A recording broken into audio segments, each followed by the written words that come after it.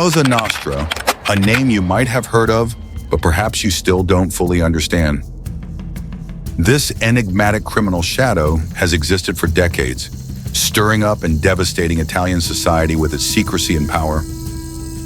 Cosa Nostra is not merely a criminal organization, it is also a cultural phenomenon, a symbol of power and fear. Cosa Nostra, meaning ours in Italian, is a criminal organization that originated in Sicily in the 19th century. It quickly grew into a vast criminal network, wielding power not only in Italy, but also in many other countries. Its emergence was tied to the economic decline and social unrest on the island of Sicily, where people sought to protect their interests through covert relationships and the code of silence. But where does Cosa Nostra's true power come from? And what have they done to attain such authority?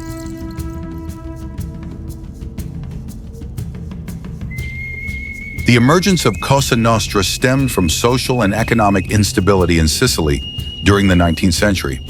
At that time, the island was marked by conflicts between noble families and the impoverished lower class. The gang arose as a means of protecting small interest groups within a chaotic society. Cosa Nostra has a complex organizational structure designed to maintain its secrecy and power. This structure can be envisioned as a tightly hierarchical network with clear roles and responsibilities ranging from the lowest members to the powerful bosses at the top. The family is the basic unit of Cosa Nostra, functioning similarly to an independent criminal gang. Each family is controlled by a boss who oversees all its activities and safeguards its interests. A family can consist of hundreds of members, ranging from soldiers to capos, high-ranking leaders, and underbosses, deputy bosses. Soldiers are individuals responsible for carrying out violent tasks such as protection and extortion. They are trusted associates of the boss, selected from individuals with no prior criminal record and strong ties to the family. Capos are leaders who manage small groups of soldiers. They oversee activities such as drug trafficking, loan sharking, and collecting protection money. Capos report directly to the boss on all family operations. Underboss is the second in command, responsible for managing the family's daily operations in the boss's absence. The underboss may also be designated to take over as boss when necessary. The boss is the head of each family, holding ultimate control over all its activities. The boss makes critical decisions, ranging from criminal operation to the selection and acceptance of new members into the family. This position demands absolute loyalty from all subordinates. The boss does not directly participate in criminal activities, but instead directs and oversees them. The boss must also maintain relationships with bosses from other families, ensuring collaboration and the sharing of mutual interests. A defining characteristic of Cosa Nostra is the code of silence. Members are strictly forbidden from disclosing any information about the gang's activities or its members to outsiders. Breaking this code can result in their own death or harm to their loved ones. The code of silence applies not only within the family, but also toward law enforcement. Violators can face severe punishment, including death. Cosa Nostra operates with a strict hierarchical system where roles and responsibilities are clearly defined. Each rank carries specific duties and authority. Advancement within the organization is typically based on loyalty, competence, and the ability to successfully complete assigned tasks. The promotion of members must also be approved by the boss and the capos. The process of recruiting new members into the family is tightly controlled and often involves strict rituals to demonstrate their loyalty and ability to maintain the organization's secrecy. This structure not only enables Cosa Nostra to maintain control and secrecy, but also ensures its survival over decades, despite numerous crackdowns by the Italian authorities. Each family within the organization operates like an autonomous microstate, with its own rules yet remains interconnected through intricate relationships. Compared to other criminal organizations like 'Ndrangheta and Camorra, Cosa Nostra stands out for its local dominance and ties to politics. In Sicily, Cosa Nostra is not merely a criminal organization, but an integral part of society. The local culture and history have significantly facilitated its growth and influence. Cosa Nostra is involved in every aspect of the economy, from extortion and loan sharking to smuggling and drug trafficking. They have built an extensive network and deeply embedded themselves in legitimate businesses, manipulating operations to generate profits. Cosa Nostra also wields significant influence in politics, with bosses operating from the shadows.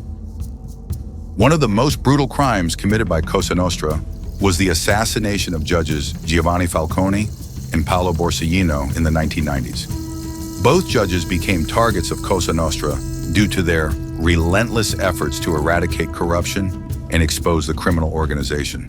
These assassinations were not just crimes, but historic milestones, marking the arduous battle between the Italian government and Cosa Nostra. The organization's motive was to maintain power and control at any cost. This was one of the most shocking and tragic events in Italy's history of fighting organized crime, directly tied to Cosa Nostra. Giovanni Falcone was a brilliant and courageous judge, renowned for his tireless efforts to combat organized crime in Italy, particularly Cosa Nostra. He led numerous major investigations, including the Maxi trial from 1986 to 1987, which resulted in the conviction of over 300 Cosa Nostra members. Paolo Borsellino was a close friend and colleague of Falcone. Together, the two judges faced immense pressure from Cosa Nostra, but remained steadfast in their determination to dismantle the organization's power. On May 23, 1992, Giovanni Falcone was assassinated on a highway near Palermo, the capital of Sicily. Falcone, his wife, and 3 others were returning home from Punta Raisi Airport after a business trip. A bomb detonated by Cosa Nostra killed Falcone, his wife, and the 3 others. Hundreds of kilograms of explosives destroyed his car, causing severe damage and sending shockwaves across Italy. On July 19, 1992, 1 month after Falcone's assassination, Paolo Borsellino also became a target of Cosa Nostra.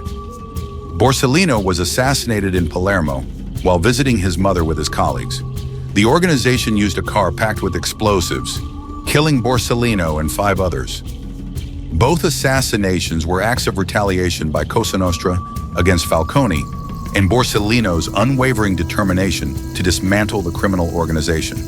Falcone and Borsellino exposed numerous Cosa Nostra operations, bringing to light the organization's clandestine activities and weakening its power. This retaliation aimed to crush anti-mafia efforts, instill fear, and deter other judges from challenging Cosa Nostra. The assassination sent shockwaves across Italy, igniting a powerful wave of public opposition against organized crime. Millions of people took to the streets in protest, demanding stronger government action against the Mafia. The Italian government immediately declared war on Cosa Nostra by passing Law 41 bis, which stripped imprisoned bosses of their power and froze the organization's assets. The deaths of Falcone and Borsellino became symbols of resilience and courage in the fight against organized crime. Many judges followed in their footsteps, continuing the battle against Cosa Nostra, ultimately transforming Italy's legal and political landscape. The impact of Cosa Nostra on society is devastating. It poses not only an economic threat, but also instills fear and insecurity among the public. The media has played a significant role in amplifying Cosa Nostra's image, from films to books. However, these stories have inadvertently created a powerful criminal brand, deeply influencing how the public perceives organized crime. Although Cosa Nostra has significantly weakened over the years, it continues to persist in new forms. Crime bosses and mafia families have restructured, giving rise to new organizations like 'Ndrangheta and Camorra, which operate with updated methods and strategies. This evolution requires the Italian government to continuously adapt and respond to the shifting dynamics of mafia activities. The fight against Cosa Nostra remains long and arduous, but the efforts of the Italian government have yielded significant results. The lessons learned from this battle can also provide valuable insights for other nations, confronting similar organized crime syndicates.